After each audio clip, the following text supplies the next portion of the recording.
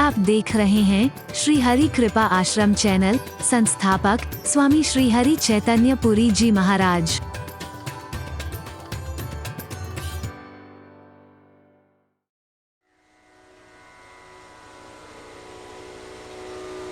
कृपा से जब सदगुरु मिलते हैं तो कोई शंका नहीं बचती है, कोई जिज्ञासा नहीं बचती है, कोई मन मस्तिष्क में उपजने वाले प्रश्न बाकी नहीं रहते हैं। कई बार हमें पूछने की आवश्यकता नहीं पड़ती, हमें स्वाभाविक उत्तर मिल जाते हैं। भाई महाराज जी, हम तो यही सोच रहे थे आपसे पूछेंगे, पर आपने प्रवचन में जवाब दे दिया। एक दिन नहीं, रोज सुनने को मिलता है। हरि बोलना। हम आज सोच के आए थे, हमारे मन में यह प्रश्न था। और महाराज जी यही नहीं, हम टेलीविजन पर जब आपको सुन रहे थे, हमें जिस दिन जो हमारे मन में आए उस दिन वही जवाब मिल जाता है। हरि बोलना। जोर से बोलो रे। रामायण में एक शब्द में इसी भाव को छुपा करके कहा है, हरहि शिष्य धन शोक न हरहि, सो गुरु घोर नरक मह परहि। छुपा करके कहा है, लेकिन यही शब्द है, भाव यही है, अंतर्निहित है कि जो गुरु हमारे जेब पर तो निगाह रखता है, हमारे धन पर निगाह रखता है, हमारी संपत्ति पर तो निगाह रखता है, जैसे तैसे उसे पाने की कोशिश करता है, लेकिन हमारे अंदर जो जिज्ञासाएं आती हैं, हमारे मन में जो शंकाएं आती हैं, हमारे मन में जो प्रश्न आते हैं, अगर उनको निर्मूल नहीं करता है, वो हमें नरकों से क्या बचाएगा, खुद नरकों में सड़ता रहेगा। हरि बोल।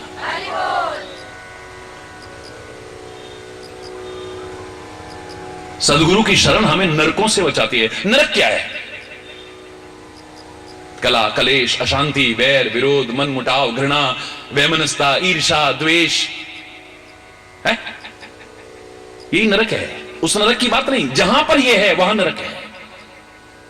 और जहां पर प्यार है, शांति है, सद्भाव है, मेलजोल है, सलूक है, एक दूसरे को देख करके खुश होता है, एक दूसरे के दुख से दुखी हो जाता है, उस स्वर को किसने कहा?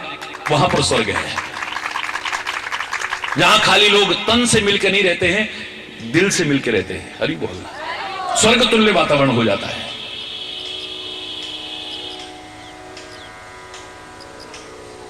तन से मिलकर के रहने पर स्वर्ग बनेगा मुझे नहीं लगता है, लेकिन दिल जब तुम्हारे मिल जाएंगे स्वर्ग तुल्य वातावरण बन जाए, घर में तुम्हारे स्वर्ग तुल्य वातावरण हो जाए। परमात्मा करे आपको सब कुछ मिले। आमतौर से मैंने कहा था ना, प्रश्न पूछते हो, आज तेरा हैप्पी बर्थडे है, क्या मिला तेरे को? आज तेरी मैरिज एनिवर्सरी है, क्या मिला तेरे को? आज तेरा ये है, क्या मिला तेरे को? मेरे को डायमंड के ये मिले, मेरे को सोने की ये मिली, मेरे लिए अच्छे कपड़े आए, मेरे लिए ये आया, वो आया, ये मिला, वो मिला। भगवान करे इससे भी ज्यादा मिले, मुझे कोई इसमें कोई किसी प्रकार की परेशानी नहीं है। भगवान और भी ज्यादा आपको मिले, लेकिन सब कुछ मिला पर तुम्हारे दिल ही नहीं मिले, बेकार है सब। अभी थोड़ी देर पहले इतने कीमती गिफ्ट आए तुम्हारे लिए, तोहफे आए, और 2 मिनट बाद कलेश हो गया, घर में आपस में लड़ रहे हो, मर रहे हो, भोजन तक नहीं कर पा रहे हो। तुम किसी और को तो मिठाई क्या खिलाते, खुद भी मुंह मीठा नहीं कर पा, क्योंकि मुंह में तो जहर घुल गया है। वो उसको गाली दे रहा है, वो उसको गाली दे रहा है। क्यों? बोलो। मैं और कोई कथा नहीं सुना रहा, मैं तो तुम्हारी कथा सुना रहा हूं। तुम्हारे अंतर में स्वर्ग जैसी शांति हो, तुम्हारे घर परिवार में स्वर्ग तुल्य वातावरण हो, जहां जाएं वहां स्वर्ग का वातावरण उतर आए। विश्वामित्र ने पृथ्वी पर स्वर्ग को उतार दिया, पृथ्वी पर स्वर्ग को, एक नई सृष्टि का निर्माण करना शुरू कर दिया। क्या भाव है सिखाने का कि तुम चाहो इस धरा पर स्वर्ग उतार करके दिखा सकते हो? उस स्वर्ग का किसने कहा है?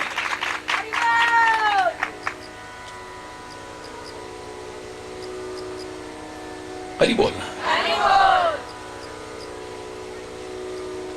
सदगुरु मिल जाए तो भ्रम नहीं बच सकता है, मोह नहीं रह सकता है, अज्ञान नहीं रह सकता है। गुरु की स्तुति में हम क्या बोलते हैं? बंदो गुरु पद कंज, बोल। कृपा सिंधु नर रूप हरि, महामोहतम पुंज, जासु वचन रवि कर निकर, जिसके वचन सूर्य की किरणों के समान महामोह तम पुंज, महा अज्ञान रूपी, महामोह रूपी, महाभ्रम रूपी अंधकार को दूर कर दे, उस सदगुरु को प्रणाम है। सूर्य सामने आ गया और हम सूर्य के प्रकाश का लाभ ही ना उठाएं तो फिर सूर्य को दोष देते रहेंगे। आंखें बंद करे रहे, आंखें खोली नहीं हमने तो सूर्य कितना भी सामने चढ़ाया है आपको लाभ मिलने वाला नहीं, याद रखना। हरि बोल। खिड़कियां दरवाजे बंद करके आलसी और प्रमादी बन करके आप कमरे के अंदर विश्राम करते रहे तो सूर्य के प्रकाश का आपको लाभ मिलेगा, संदेह है। हरि बोलना। निकलो बाहर, जिन भ्रांतियों में हो, जिन संकीर्णताओं में हो, वहां से बाहर निकलो। अज्ञान की आंखें खोल करके चलो, आनंद आ जाएगा, ठोकर नहीं खाओगे फिर। सूर्य तो उदय हो गया है, ज्ञान का सूर्य उदय हो गया है। यह सूर्य तो बाहर ही प्रकाश करता है, लेकिन ज्ञान का सूर्य तो अंदर के तमस को भी मिटा देता है, अंतस के तमस को मिटा देता है। लेकिन तुम कितना लाभ उठा पा रहे हो? हरि बोलना। पहले दिन कहां से शुरू किया था मैंने, ये हरि चैतन्य के पास क्या और कितना है ये इतना महत्वपूर्ण नहीं है। हमारे संतों महापुरुषों के पास ग्रंथों में क्या और कितना है ये इतना महत्वपूर्ण नहीं है, पर तुम क्या और कितना ले सकते हो ये ज्यादा महत्वपूर्ण है। सागर में अथाह जल है, लेकिन तुम पात्र कितना बड़ा लेके ले हो? हरि बोलना। ये तो पात्रता के ऊपर निर्भर करता है। अब तुम हथेलियों में लेकर के चलो और वो भी उंगलियां ऐसे खोल के, फिर कहोगे सागर में से भी हमें कुछ नहीं मिला। हरि बोलना, जोर से बोलना। सागर को दोष मत देना, अपनी पात्रता को दोष देना। मैंने क्या कहा था आपसे, पानी की बड़ी कमी हो गई, लाइट भी नहीं थी, कितने दिन हो गए घर में झाड़ू पोछा भी नहीं लगा, कपड़े सब मैले पड़े हुए हैं, बर्तन सब ढेर लगा पड़ा है गंदे, कई कई दिन से ढंग से नहाए नहीं, पीने के लिए भी बड़ी मुश्किल से बाजार से इतना महंगा पानी मंगा रहे। हरि बोल। बड़ी शॉर्टेज हो गई पानी की। लेकिन अचानक उमड़ घुमड़ करके घनश्याम आ गए। आकाश में जब उमड़ते घुमड़ते घनश्याम यानी काले काले बादल दिखे, दिल खुश हो गया। अब काम बन जाएगा, चलो पीने के पानी का तो इंतजाम कर लेंगे, पर इस जो घर में जितने बर्तन हैं इन सबको भर लेते हैं, कपड़े भी धुल जाएंगे, बर्तन भी साफ हो जाएंगे, अपने बगीचे में कई दिन से पानी नहीं दिया वो भी हो जाएगा। अरे बोलना, नहाना धोना भी ठीक से हो जाएगा। बड़े खुश हुए। मूसलाधार बारिश शुरू हो गई। 1 घंटे नहीं 4 घंटे तक मूसलाधार बारिश हुई। खाली पड़े तालाब लबालब भर गए, नदियां उमड़ घुमड़ करके चल रही, सड़कों पर पानी भर गया।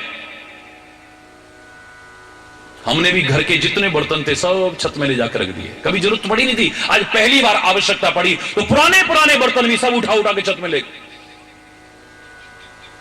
4 घंटे बाद बड़े खुश होकर के हम छत पे गए, अब तो पानी पानी हो गया होगा। लेकिन जाते ही जोश ठंडा पड़ गया, ऊपर तो एक बूंद पानी नहीं हमारे बर्तनों में।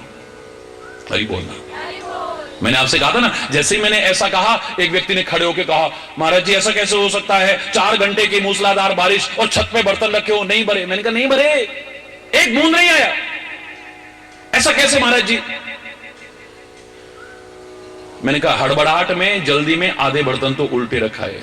हरि बोल। जोर से बोलना और जोर से बोलना, हाथ उठा के बोलो, आधे बर्तन तो हम उल्टे रखा है। बाकी बचे कितने? आधे। उनमें से काफी सारे बर्तनों के हम जल्दीबाजी में ढक्कन हटाना भूल गए। अब रहे से जो बर्तन थे काम तो कभी आए नहीं, अंदर ही पड़े थे। कई सालों बाद बाहर निकले, जंग लग गया था, नीचे का तलवा उसका लीक होने लग गया था, टूट गया था। बेस। हरि बोलना। बर्तन उल्टे रख दो, चाहे कितने भी बड़े बर्तन क्यों ना हो। हरि बोल। कितने भी बड़े बड़े बर्तन क्यों ना हो, अगर आपके बर्तन उल्टे रखे हुए हैं, अगर आपके बर्तनों का ढक्कन नहीं खुला हुआ है, आपके बर्तनों का अगर पेंदा टूटा हुआ है, तला टूटा हुआ है, लाख बारिश होती रहे, 4 घंटे तो क्या, 4 दिन तो क्या, 4 महीने भी हो, एक बूंद भी तुम्हें मिलने वाली नहीं। और ज्यादातर यही हो रहा है। कितनी बारिश हो रही है यहां, वो वाली ना सही, ये वाली हर जहां ज्ञान की वर्षा हो रही है, भक्ति की वर्षा हो रही है, कृपा की वर्षा हो रही है, आनंद की वर्षा हो रही है, लेकिन उल्टी हो गई मति। हरि बोल। अब हमारी मति खराब है तो हमें क्या मिलेगा? उल्टी हो गई मति करके अपनी क्षति रोने लगा, साथी सारे जगे तू न जागा, बेला अमृत भया आलसी सो रहा बन अभागा, साथी सारे जगे तू न जागा, साथी सारे जगे तू न जागा, बेला अमृत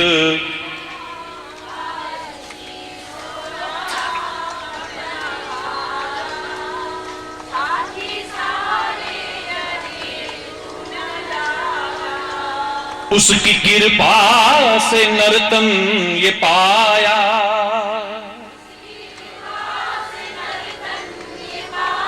आलसी बन के सब कुछ गंवाया,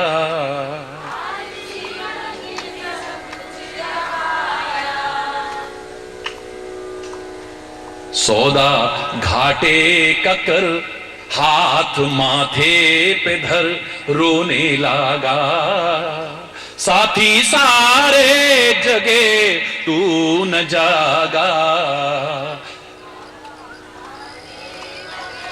हाथ माथे पे धर रोने लगा, साथी सारे जगे तू न जागा, बेला अमृत भया आलसी सो रहा बन अभागा,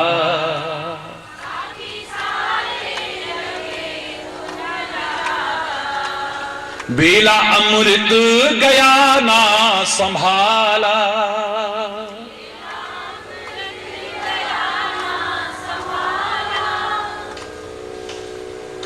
हरि बोलना।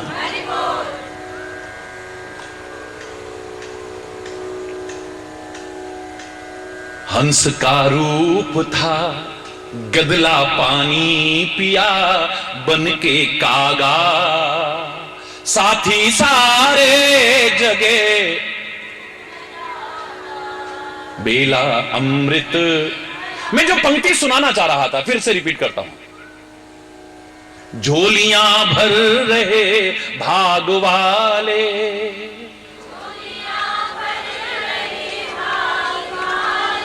लाखों पतितों ने जीवन संभाले,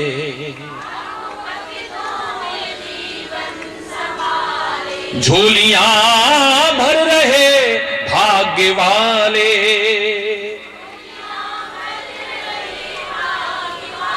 लाखों पतितों ने जीवन संभाले, लाखों पतितों ने जीवन, पर तू उल्टी हो गई मति करके अपनी क्षति रोने लगा, साथी सारे जगे तू न जागा, बेला अमृत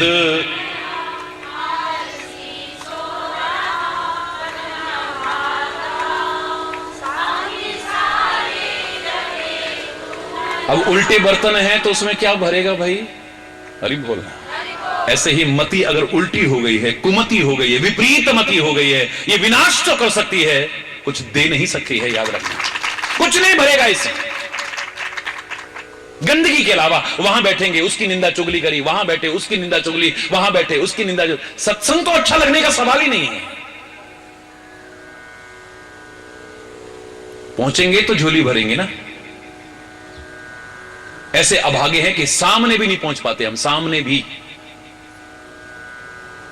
हरि बोलना, जोर से बोलना। बर्तन ढके हुए हों तो भी कितनी बारिश हो जाए, क्या मिलने वाला है? ऐसे ही जो आवरण पड़े हुए हैं हमारे मन पर, हमारे मस्तिष्क पर, हमारे हृदय पर, वो जो आवरण पड़े हुए हैं जब तक नहीं हटेंगे कुछ मिलने वाला नहीं, कुछ नहीं।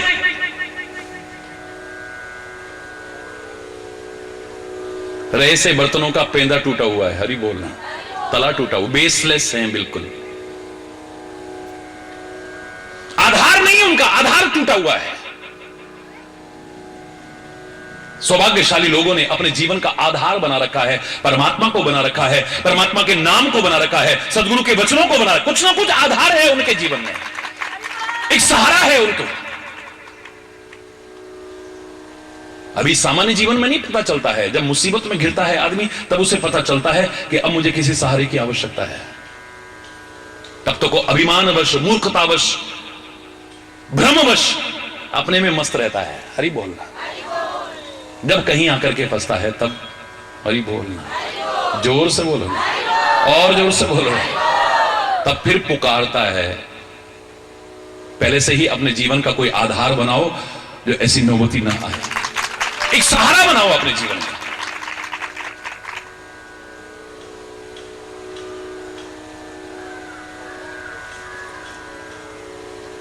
शरद ऋतु प्रारंभ होते ही सब जो विषैले जीव थे सब बिलों में घुस गए हैं, जहां तहां अब दिखाई नहीं दे रहे।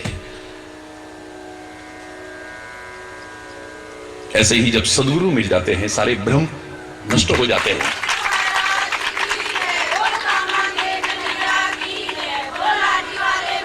अब ये निर्मल ऋतु कहलाती है। शरद ऋतु को क्या कहते हैं? निर्मल ऋतु। देखिए आप वर्षा ऋतु में भी क्या होता है, पानी आपको गदला दिखाई देगा नदियों में भी, और सर्दियों में एकदम साफ सुथरा पानी होगा। आकाश की तरफ देखो, एकदम निर्मल आकाश दिखाई देता है।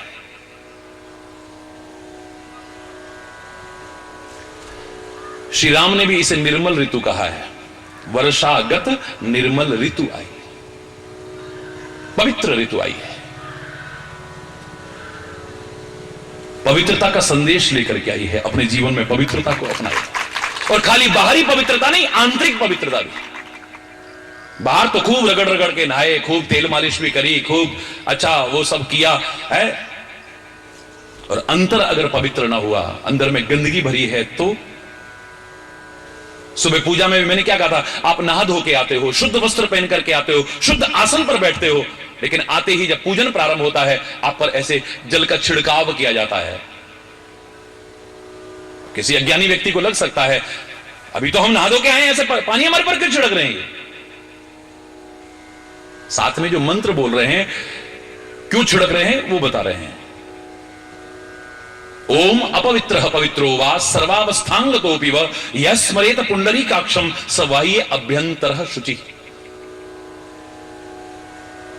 इस क्षेत्र में खाली बाहर की पवित्रता से काम नहीं चलेगा, बाह्य अभ्यंतर शुचि, बाहर की भी पवित्रता हो और अंतर भी पवित्र हो। फिर देख, स्वयं श्री राम भी कहते हैं मुझे कौन पा सकता है, मेरी कृपा को कौन पा सकता है? गंदे मन का। वो दया पात्र हो सकता है, कृपा पात्र नहीं हो सकता है। तरस आता है ऐसे लोगों पर, उनकी बुद्धियों पर तरस आता है। कृपा के अधिकारी नहीं बन सकते हैं वो। कृपा किस पर होगी? निर्मल मन जन सो मोहि पावा, मोहि कपट छल छिद्र न भावा। कपट तो मुझे पसंद है ही नहीं, किसी में भी क्यों ना हो। अरे पवन पुत्र हनुमान जी कभी कपट कर सकते हैं क्या? उनका भक्त नहीं कर सकता, वो क्या कपट करेंगे? लेकिन मर्यादा का पालन करने के लिए ही सही श्री राम के सामने जब कपट वेश धारण करके गए, राम को अच्छा नहीं लगा है। सुग्रीव ने देखा कि दो नरसिंह आ रहे हैं,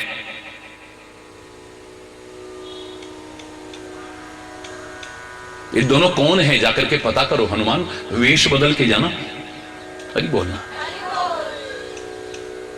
ब्राह्मण का वेश बनाया, अगर ये बाली ने भेजे होंगे तो मैं यहां से भी भाग जाऊंगा, इशारा कर देना मुझे। रामायण में अभी ना पढ़ा हो कभी तो अब मेरे कहने के बाद इस प्रसंग को बड़े ध्यान से पढ़िएगा, एक पंक्ति जरूर पढ़िएगा जो मैं कह रहा हूं आपसे।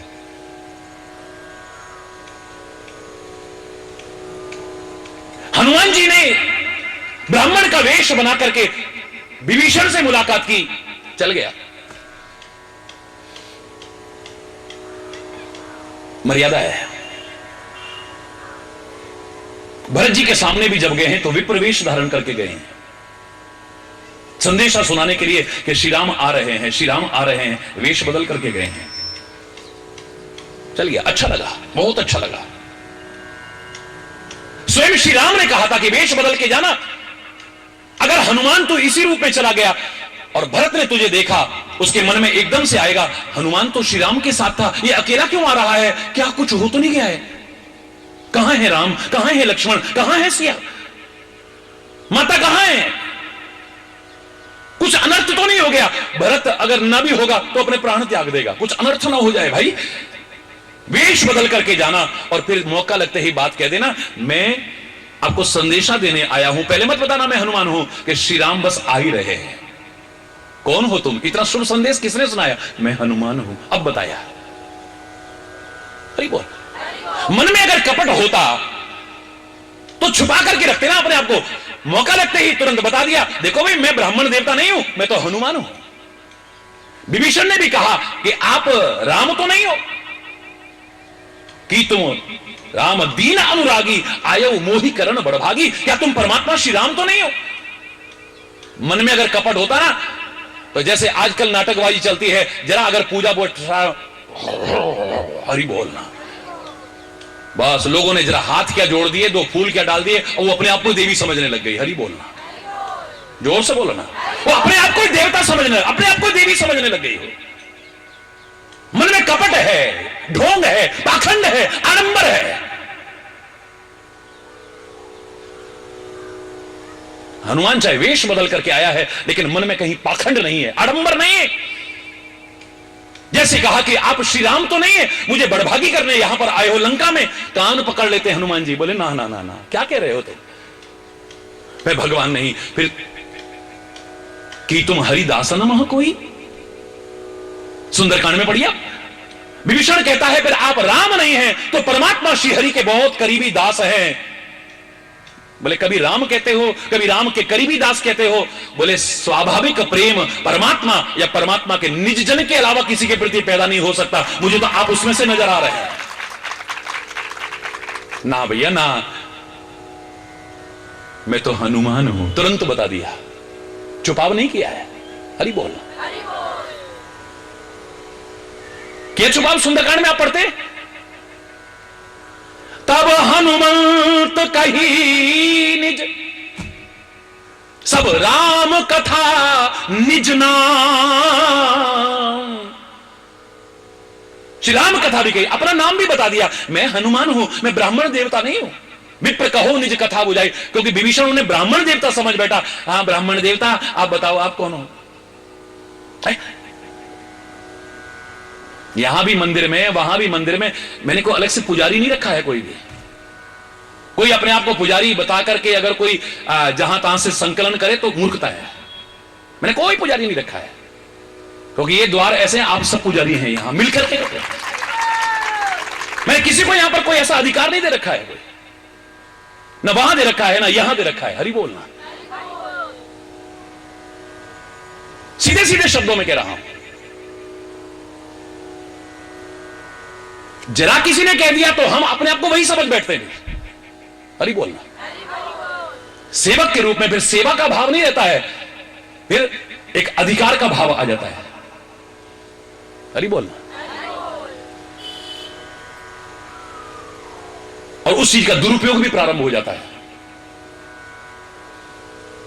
हनुमान के मन में होता तो मेरे को राम कह रहे हैं, इससे बड़ी बात क्या है। हाँ हाँ, हरि बोलना, मेरे को ब्राह्मण देवता कह रहे हैं तो बता देते, कुछ भी बता देते। बोले ना तो मैं ब्राह्मण देवता हूं, ना मैं श्री राम हूं, ना परमात्मा का बहुत प्यारा भक्त हूं कोई। कौन हो तुम, राम की कथा भी कही और निज नाम, मैं तो खाली हनुमान हूं। असमय अधम सखा सुन, जिन हनुमान जी की आप पूजा करते हो कितनी विनम्रता है, कोई अकड़ नहीं है, किसी प्रकार का वो नहीं है। असमय अधम सखा सुन, मैं तो इतना अपवित्र था, इतना नीच था मैं। प्रातःकाल कोई हमारा नाम भी लेता था तो उसे उस दिन आहार नहीं मिलता था, वानर के रूप में कहा है। लेकिन असमय अदम सखा सुन मोह पर रघुवीर, कीनी कृपा सुमिर गुण भरे विलोचन नीर। जिनके सेवक है उनको याद करके आंखों में आंसू आ रहे हैं। मेरे पर कितनी बड़ी कृपा की है उन्होंने, कितनी बड़ी कृपा की है। मैं इस योग्य नहीं था, मुझे आज इस योग्य बनाया है उन्होंने। अपने आप को अधम कह रहे हैं, अपने आप को नीच कह रहे हैं, है कोई ऐसा? हमें अपने भक्त कहते हैं, अपने आप को सेवक कहते हैं। जरा किसी ने मान सम्मान कहना शुरू कर दिया, हम फिर अपने आप को कुछ समझ बैठते हैं। हरि बोलना।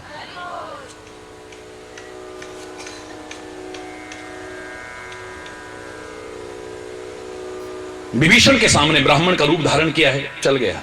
हालांकि छुपाव वहां उद्देश्य नहीं है, मर्यादा का पालन है।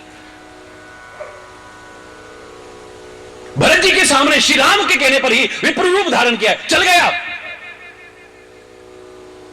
लेकिन भगवान के सामने ही ब्राह्मण देवता, हरि बोलना, भगवान को नहीं चलेगा, ये नहीं चलेगा। वहां फिर तुम ना ब्राह्मण हो, ना क्षत्रिय हो, ना वैश्य हो, ना शूद्र हो, ना ऊंच हो, ना नीच हो, बस उनके जन हो, उनके भक्त हो, उनके सेवक हो, बस। पूरा प्रसंग आप सुनते हैं, रामलीलाओं में भी देखते हैं, रामायण में भी पढ़ते हैं, कितने प्यारे शब्द हैं।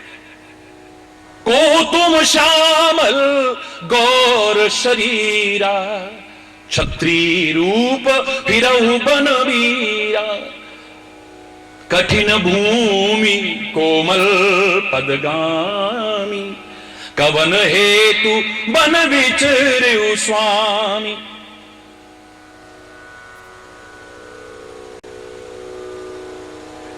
कौन हो आप? श्री राम कुछ बताने लगे, उससे पहले हनुमान जी ने अगला प्रश्न कर दिया कि तुम तीन देव मह को। अब ब्रह्मा विष्णु महेश में से तो कोई नहीं है। नर नारायण की तुम दो। आप नर नारायण के अवतार तो नहीं कि तुम अखिल भुवनपति लीन मनुज अवतार। अखिल ब्रह्मांड नायक आप मानव का रूप धारण करके अवतार लेकर के तो नहीं आते। हम जरा जरा देह में अवतार करने लग जाते हैं देवता और देवियों का। शर्म करो, उनका मजाक उड़ा करके ये फल कहां भोगना पड़ेगा याद रखना। संसार का तुच्छ जीव उनकी नकल कर रहा है। अरे उनकी अच्छाइयों की नकल करो, उनकी मर्यादाओं की नकल करो, उनकी दिव्यताओं की नकल करो, उनकी शक्ति की नकल। नाटक करने को नहीं, कहां भोगना पड़ेगा। तुम इंसान ही बन जाओ, इतना ही काफी है। देवता बनने की जरूरत नहीं, देवियां बनने की जरूरत नहीं। अगर तुम सच्चे इंसान बन जाते हो तो देवता भी तरसते हैं मानव शरीर के लिए। देव दुर्लभ है मानव शरीर। तुम मनुष्य तो बन जाओ पहले, तुम इंसान तो बन जाओ पहले। परमात्मा होते हुए भी कोई कहे आप भगवान हो, बोले ना। कौशलेश दशरथ के जाए, हम पितु वचन मानव। वो तो है अवतार, लेकिन अपने आप को अवतार नहीं कह रहे। शब्दों पर ध्यान देना। मानव रूप में जिस रूप में हो तुम यही बन करके दिखा दो ना। हम दशरथ के पुत्र हैं। राम और लक्ष्मण हमारे नाम है। हमारे साथ में हमारी अर्धांगिनी भी थी जिसका नाम जानकी है। यहां हरि निश्चर वे देही, विप्र फिरत हम खोजत देही। हे ब्राह्मण देवता, हम उसी को खोजते फिर रहे हैं। राक्षसों ने हरण कर लिया है उसका, हम उसको खोजते फिर रहे हैं।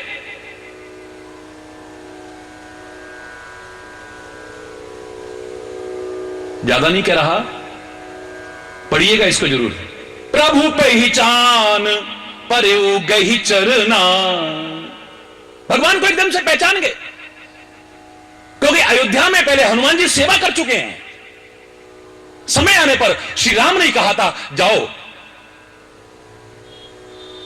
मैं वन में आऊंगा, तब हमारी तुम्हारी भेंट होगी किष्किंधा पर्वत पर।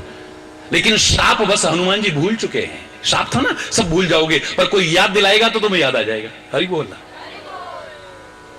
जैसे ही कहा कि हम दशरथ के पुत्र हैं, राम और लक्ष्मण हमारे नाम है, हमारे साथ में सीता थी, राक्षसों ने हरण कर लिया है, सब याद आ गया। अरे मेरे परमात्मा, चरणों में गिर पड़े, आंखों में आंसू आने लगे। पूरी रामायण का एक उदाहरण मैं आपको बताऊंगा, इसे जरूर कभी पढ़िएगा। श्री राम के चरणों में कभी भी कोई आकर के गिरा है, श्री राम ने तुरंत क्या किया है, उठाया और गले से लगा लिया है। हनुमान जैसे भक्त को आज गले नहीं लगा रहे हैं। हरि बोल। क्यों? हनुमान जैसे भक्त को, हनुमान जैसा भक्त कौन हो सकता है? इतना तो मैं दावे से कह सकता हूं, ऐसा ना कोई हुआ था ना कोई होने वाला है।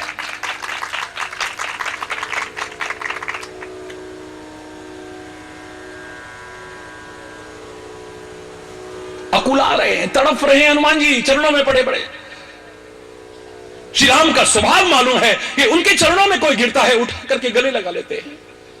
आज मेरे को अपने गले क्यों नहीं लगा रहे हैं? मेरे को अपने सबको गले लगाते हैं, आज मुझे क्यों नहीं लगा रहे हैं?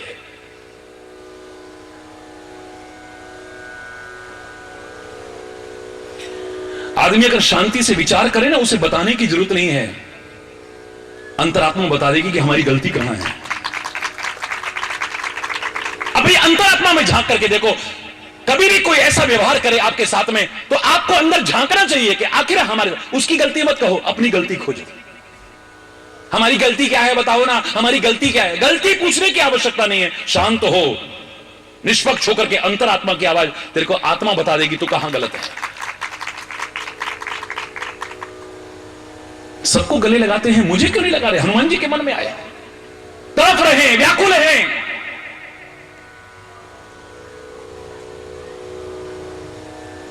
ज्ञानी नाम अग्रहण तो है, विचार किया, और विचार पूर्वक जब करोगे ना, आपको पता चल जाएगा।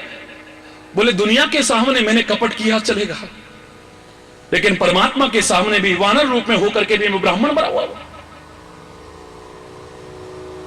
शब्दों पर ध्यान देना, मैं नहीं कह रहा, रामायण कह रही है। गलती का एहसास हुआ है, और गलती का एहसास होते ही अगली चौपाई आती है, निज तन प्रगति प्रीति उर्छाई। अभी तक प्यार भी उड़नछू जैसा हो रहा था, मन में आया मेरी बार भगवान इतने कठोर क्यों हो गए? भगवान तो इतना प्यार करते हैं, भगवान के अंदर इतनी कोमलता है, इतना वात्सल्य है, इतनी ममता है, इतना प्यार है, मेरे लिए कहां खो गया है इनका प्यार? मुझसे क्यों नहीं प्यार कर रहे हैं? मुझे उठा करके अपने गले से क्यों नहीं लगा रहे हैं? अभी तक हृदय में कहीं ना कहीं शंका आने लगी थी।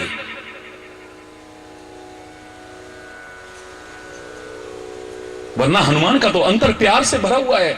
क्यों कहा कि हृदय में प्यार छा गया है? इसका मतलब कहीं कुछ गड़बड़ हुई क्या थोड़ी देर के लिए?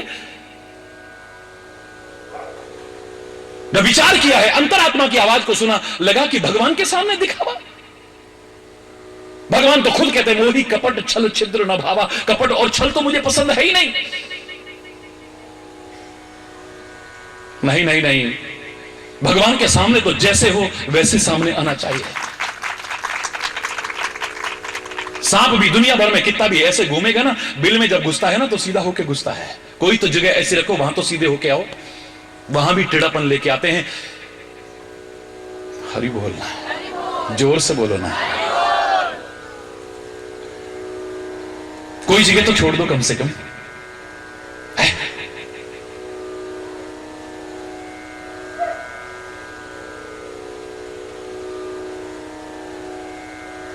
भगवान को कह देंगे, तू टेढ़ो तेरी टेढ़ी रे नजरिया, तू टेढ़ो। सुना है कभी ये भजन? नहीं सुना है? मथुरा तेरी टेढ़ी वृंदावन टेढ़ो, मथुरा तेरी टेढ़ी। भगवान को वैसे भी त्रिभंगी कहते, तीन जगह से टेढ़ा, यूं खड़े होते ना, तीन जगह से टेढ़े नजर आते हैं। और मैं कहा करता हूं, टेढ़े का भाव यहां क्या है, ये जल्दी से दिल में नहीं आता है, और एक बार आ जाए टेढ़ा है ना, फंस जाता है, फिर निकलता नहीं है। हरि बोल। ऐसा फंसता है फिर निकलता भी नहीं है। टेढ़ा है इसलिए जल्दी से आता नहीं है अंदर, और एक बार आ गया तो फिर जोर से बोलो ना, तू टेढ़ो तेरी टेढ़ी रे नजरिया, तू टेढ़ो मथुरा तेरी टेढ़ी टेढ़ो, टेढ़ी रे तेरी गोकुल नगरिया तू टेढ़ो, तेरी टेढ़ी रे नजरिया तू टेढ़ो। ग्वाल तेरे टेढ़े, गोपी तेरी टेढ़ी, ग्वाल तेरे, बोलो ना, टेढ़ी रे तेरी यशोदा डुकरिया तू टेढ़ो। ब्रज में डुकरिया माने मां को कहते हैं, बुढ़िया को कहते हैं, हरि बोल। टेढ़ी रे तेरी यशोदा डुकरिया तू टेढ़ो, तेरी टेढ़ी रे नजरिया तू टेढ़ो। हरि बोलना, जोर से बोलना। मेरा उद्देश्य पूरा भजन सुनाना नहीं है, भगवान को तो टेढ़ा कह देंगे, पर तू सीधा है जरा सोच। कम से कम कोई जगह तो बचा जहां टेढ़ापन मत रख, वहां तो सीधा होके आ, वरना वो ऐसा सीधा करेगा कि फिर हरि बोलना, जोर से बोल रहा है। पुराने जमाने में क्यों दंडवत प्रणाम का विधान था? दंडवत का यानी लेट करके, सीधे प्रणाम यानी सीधे हो करके। दंडवत प्रणाम का तात्पर्य क्या था? दंड माने डंडे की तरह, डंडे की तरह लेट करके प्रणाम करते थे पुराने जमाने में, सीधे हो करके। यानी यहां तो कम से कम सीधापन रखो। भले हैं बुरे हैं तेरी शरण आए, तुम ही कहो अब कहां लौट जाए। हम भले हैं तो भी तेरे हैं, बुरे हैं तो भी तेरे हैं। तेरे से प्रार्थना करते हैं, अगर भले हैं तो हमारी भलाई को बनाए रखना और बढ़ाना, और बुरे हैं तो हमारी बुराई को दूर करके भला बनाने की कोशिश कर। हनुमान जी के मन में जब विचार किया, ये भाव आया, कम से कम परमात्मा के सामने तो मुझे ऐसा नहीं करना चाहिए। अरे जो रूप मेरा है इसको प्रकट करूं ना, मैं वानर हूं तो वानर, ये ब्राह्मण बनने की क्या आवश्यकता है? निज तन प्रगट प्रीति उर्छा,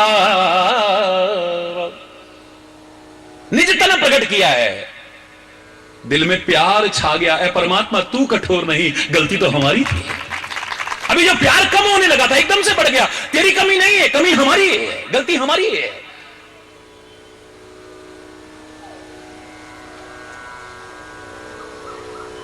तू तो हमारी भावना के अनुसार ही हमसे व्यवहार करेगा ना।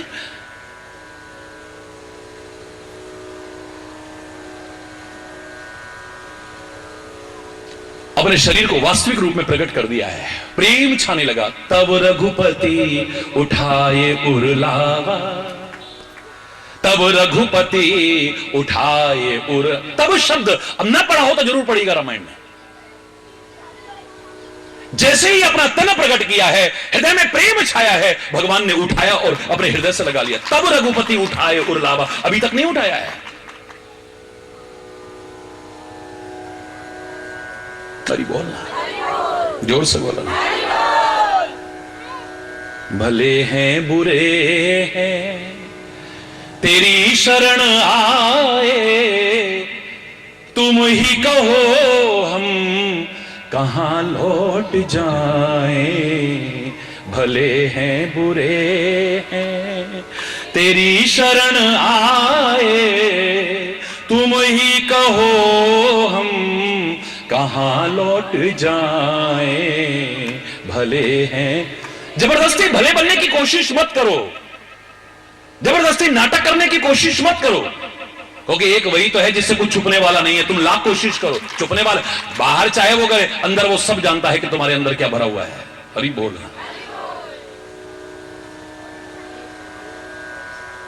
भाव है या दुर्भाव है, पवित्रता है या गंदगी भरी हुई है।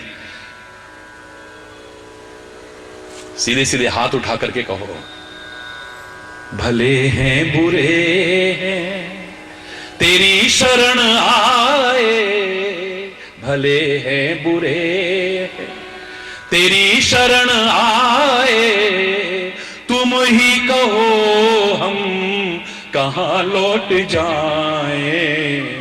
भले हैं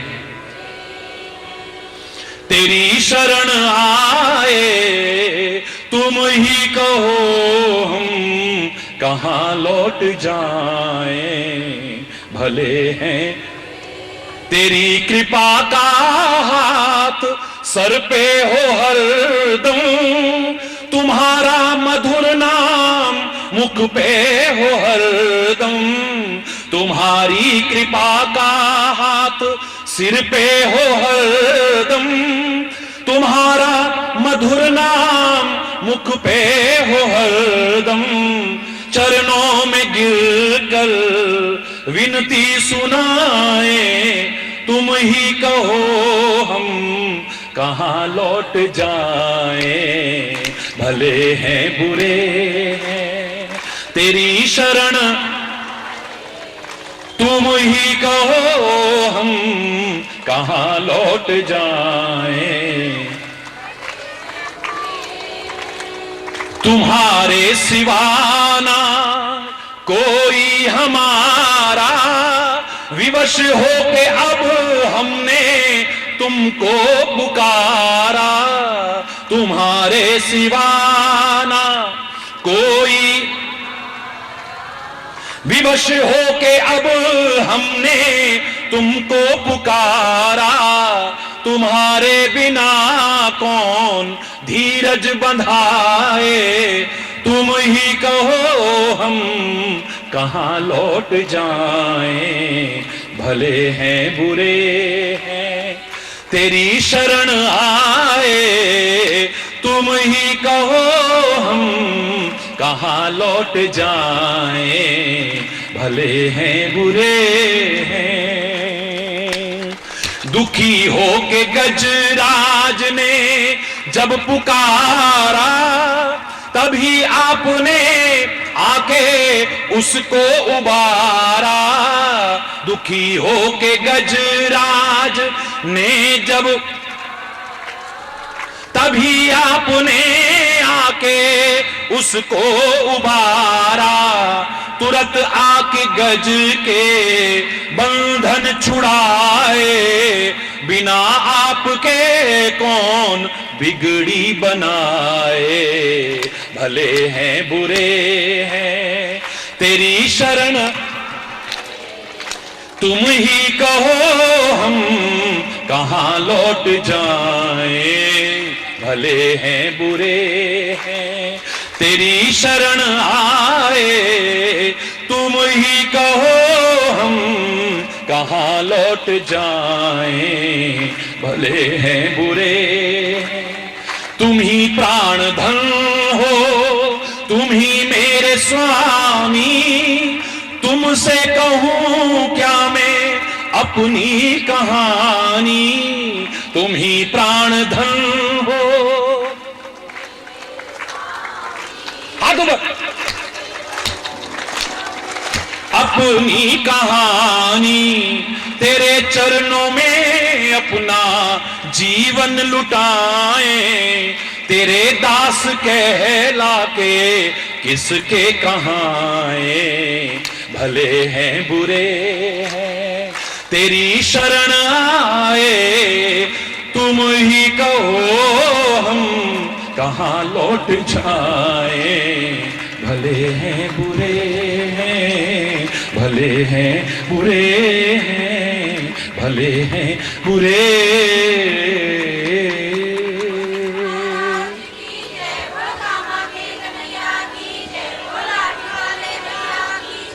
हरि बोलना है, और जोर से बोलना है, और जोर से बोलना है।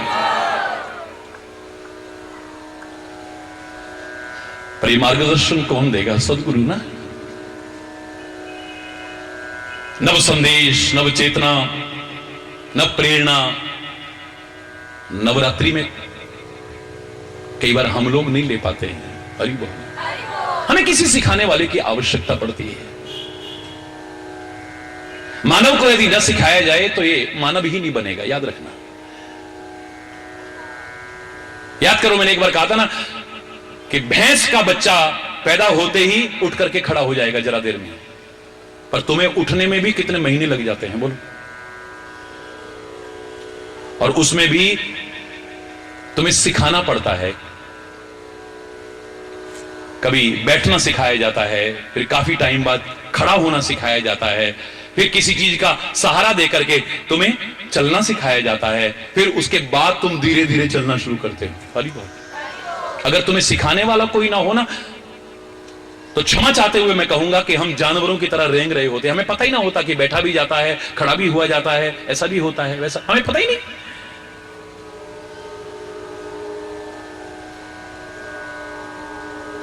हमें बैठना सिखाना पड़ता है, हमें चलना सिखाना पड़ता है, हमें खाना सिखाना पड़ता है,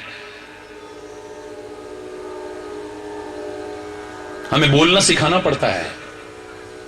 कितना कितना टाइम लग जाता है। कोई होगा जो 8-9 महीने में बोलने लग जाए, ज्यादातर 1.5 साल में 2-2 साल में, कई लोग 5-5 6-6 साल बाद बोलना शुरू करते हैं।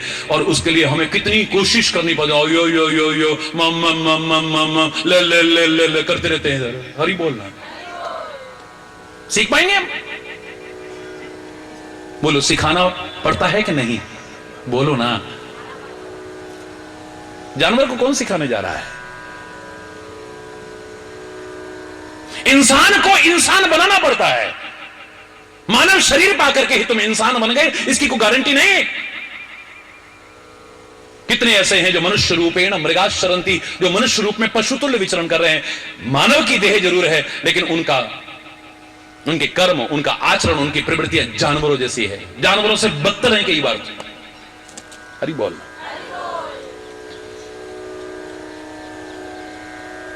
इसे जीना ही नहीं आता है। रामायण में तो यहां तक कहा है कि तुम जिन्हें जिंदा समझे हो, इन जीवित में से भी पता नहीं कितने मृतक तुल्य जीवन जी रहे हैं। और जिन्हें तुम मर गया समझे हो ना, उनमें से कितने हैं जो मर करके भी अमर हो गए हैं।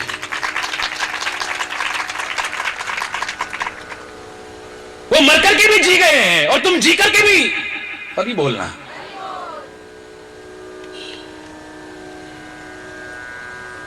एक मरता तो नामो निशान भी नहीं। बहुत पहले लिखी थी ये रचना मैंने, बहुत पहले, हजारों रचनाएं हैं, ये बहुत पुराने टाइम की लिखी हुई है मेरी। एक मरता तो नामो निशान भी नहीं, एक मर के अमर हो जाता है, एक मर के भी जिंदा रहता है, और एक जिंदा भी मर जाता है। एक मरता तो नामो निशान भी नहीं। एक के मरने पे रोते लाखों बशर, एक के मरने पे खुश हैं होते वही। हमारे मन में दर्द है, हमारे एक बच्चा जो इस बार नहीं दिखाई दे रहा, दर्द है, पीड़ा है, लेकिन हर आंख में आंसू है उसके लिए। हरी बोलना। और कितने जाते हैं तो लोग कहते हैं अच्छा हुआ, बड़ा बवाला काट रखा था इसने। हरी बोलना। एक के मरने पे रोते लाखों बशर, एक के मरने पे खुश हैं होते वही। एक हंस हंस के मरने को तैयार है, एक सुन मौत का नाम डर जाता है। एक मरता तो नामो निशान भी नहीं। भगत सिंह से कह रहे हैं, राजगुरु से कह रहे हैं, सुखदेव से कह रहे हैं, तुम माफी मांग लो, तुम्हारी फांसी हम वहीं पर कहते हैं वंदे।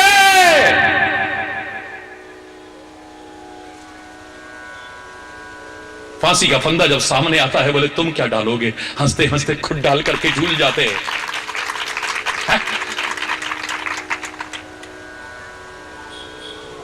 गुरु गोविंद सिंह जी के छोटे छोटे नौनिहाल जिंदा दीवार में जन्माए जा रहे हैं।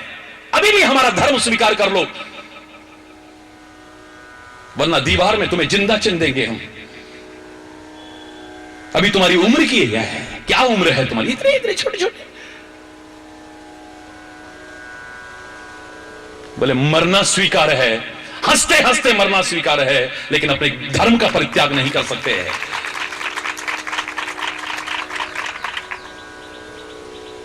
दोनों आमने सामने चले जा रहे हैं, छोटा भाई भी बड़ा भाई भी। दीवार यहां तक आ रही है, यहां तक आ रही है। बड़े भाई की आंखों में आंसू आ गए। छोटा भाई पूछता है इशारा करके, क्यों? मोह ममता जाग गई, अपने भाई से प्यार जाग गया, काहे को रो रहा है?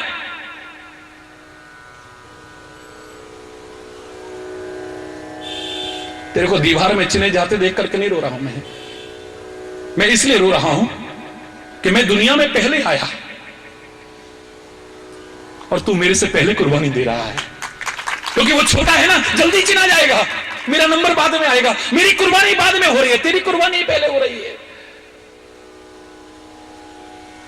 और इन शहीदों की तो बात छोड़िए, इनकी माताओं को देखिए आप, नाज होता है, सीना ऐसे फैल जाता है उनको देख करके। मैंने सुनाया था ना कि भगत सिंह की मां के दर्शन करने भगत सिंह के कुछ साथी गए कि उस मां के दर्शन करते हैं जिसका ऐसा बेटा था, ऐसा लाल था, जिसने हंसते हंसते कुर्बानी दे दी अपनी। उस मां के दर्शन करने गए हैं, मां के चरणों में प्रणाम किया है, लेकिन मां की आंखों में आंसू देखा, लौटने लगे वहां से।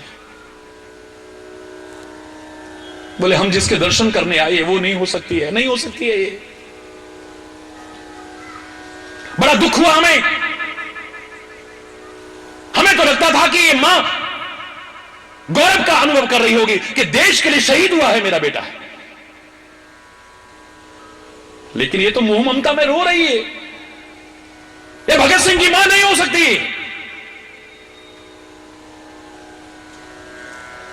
जाने लगे, मन में शंकाएं लेकर के जाने लगे। मां कहती है बेटा रुको, तुम्हें यही बुरा लगा ना मैं क्यों रो रही हूं? तुम्हें लग रहा होगा कि मैं अपने पुत्र के मुंह में रो रही हूं, तो ये तुम्हारा भ्रम है। तो फिर क्यों रो रही हो? बोले मैं अपने पुत्र की शहादत पर नहीं रो रही हूं, उस पर तो मुझे नाज है, तो फिर क्यों रो रही हो? बोले अपनी कोख पर रो रही हूं। इतनी छोटी थी कि एक ही भगत सिंह पैदा हुआ। परमात्मा ने कोख इतनी बड़ी क्यों ना की, अनेक भगत सिंह पैदा होते और हमारा देश जल्दी आजाद हो जाता।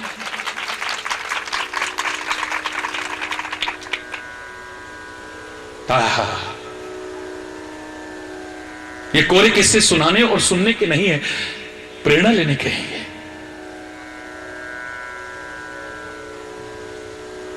एक मरता तो नामो निशा भी नहीं, एक मर के अमर हो जाता है। एक मर के भी जिंदा रहता है, एक जिंदा ही मर जाता है। एक के मरने पे रोते लाखों बशर, एक के मरने पे खुश हैं होते वही। एक हंस हंस के तैयार मरने को तैयार है, एक सुन मौत का नाम डर जाता है, एक मरता तो नामो निशान भी नहीं। ते दधीची जटायु भगत सिंह भी।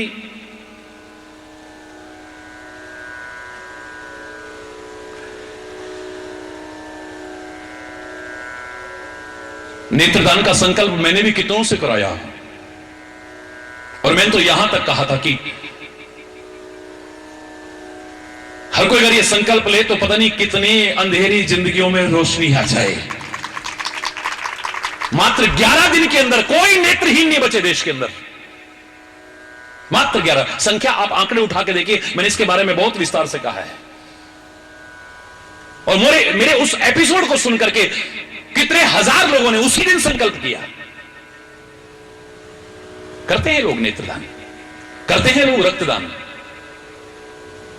मृत्यु के बाद शरीर को भी दान करने वाले बहुत हैं। मेडिकल कॉलेजेस के लिए और वहां पर अध्ययन के लिए लोग शरीर भी दान कर देते हैं। लेकिन जीते जी कर सकता कोई? मेरे देश की संस्कृति उठा के दे दिए।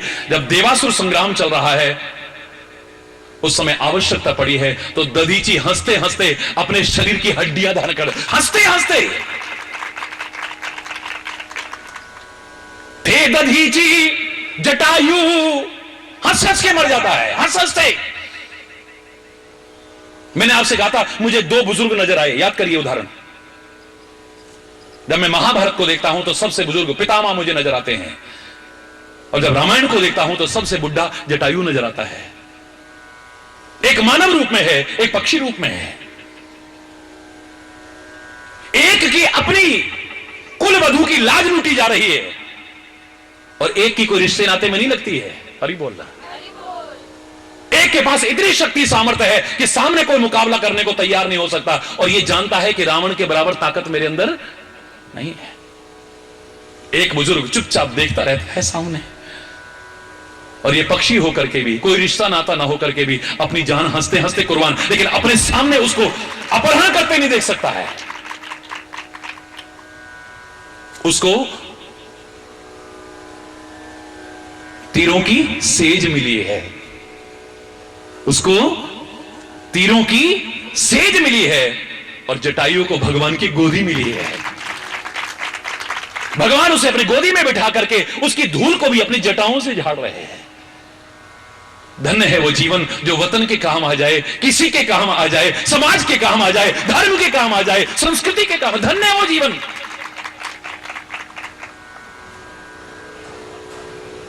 रामायण कहती है तुम्हें जीना नहीं आता है बहुत से लोगों को। एक वो भजन था ना, सदियों से जीव भटकता इसे चैन कभी ना आया, कई बार मरा जी जी कर फिर भी ना जीना आया। जीना भी एक बहुत बड़ी कला है, हर एक को नहीं आती है। रामायण में कहा जीवित शव सम 14 प्राणी, 14 व्यक्ति जिंदा भी मरे जैसे ही हैं, वो लगते हैं तुम्हें। जब अर्जुन बहुत मोह ग्रसित हुआ, भगवान कृष्ण ने कहा एक बार दृष्टि दौड़ाओ, ये तो सब पहले ही मर चुके हैं। हरि बोल। तुमने तो खाली एक निमित्त मात्र बनना है। हरि बोलना। ये पहले ही मर चुके अपने कर्मों के कारण।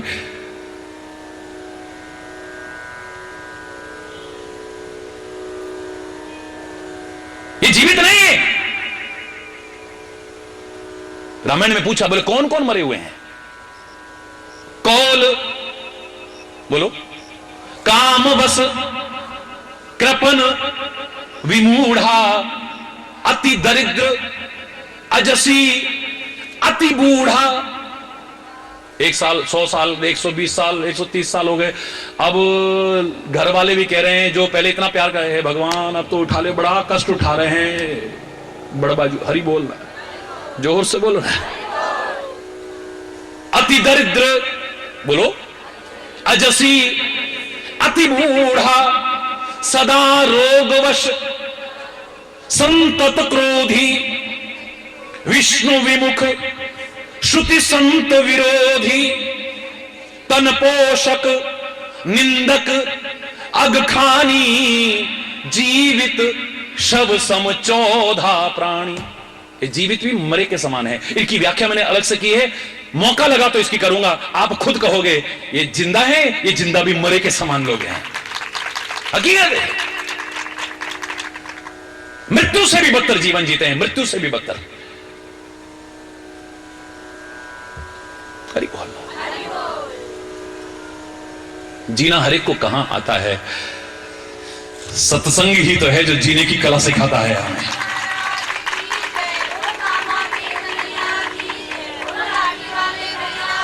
हरि बोलना, जोर से बोलो ना। इन 14 के साथ में मैं एक और जोड़ा करता हूं, जिसके मुंह से भगवान का नाम नहीं निकलता ना, वो अपने आप को समझे बेशक जीवित, मृतक तुल्य है। एक संत ने देखा कि 4 जनों को कंधे पर लेके जा रहे हैं और उनके पीछे बहुत सारे लोग जा रहे हैं और सब राम नाम बोलते चले जा रहे हैं। ये क्या हो रहा भाई? बोले एक व्यक्ति की मृत्यु हो गई है और इसका अंतिम संस्कार करने के लिए ले जा रहे हैं और ये सारे राम नाम ले रहे हैं। बोले सारे ले रहे हैं, लेकिन ये जो ऊपर लेटा हुआ ये क्यों नहीं ले रहा? हरि बोल। बोले इसकी वजह से सब ले रहे हैं, लेकिन ये नहीं ले सकता है। बोले क्यों? बोले अब जिंदा नहीं है ना, मर चुका है। तो संत कहते हैं जिसके मुंह से भगवान का नाम ना निकले वो भी मृतक तुल्य ही है। हरि बोल। सबके मुंह से उसकी वजह से निकल जाएगा, लेकिन उसके मुंह से नहीं निकलेगा।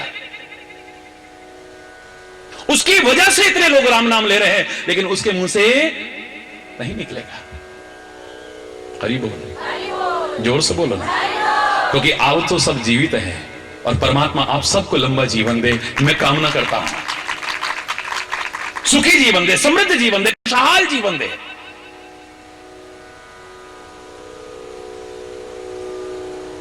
लेकिन ये जीने की कला सत्संग ही सिखाएगा।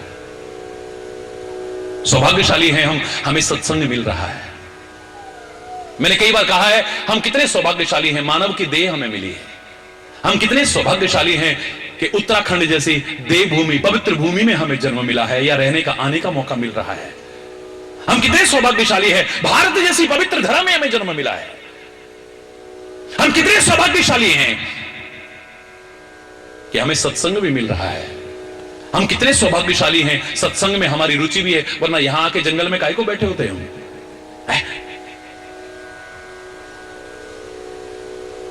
लेकिन जो सुन रहे हो इसके जीवन में उतार लिया ना, तो सौभाग्यशाली नहीं परम सौभाग्यशाली बन जाओगे।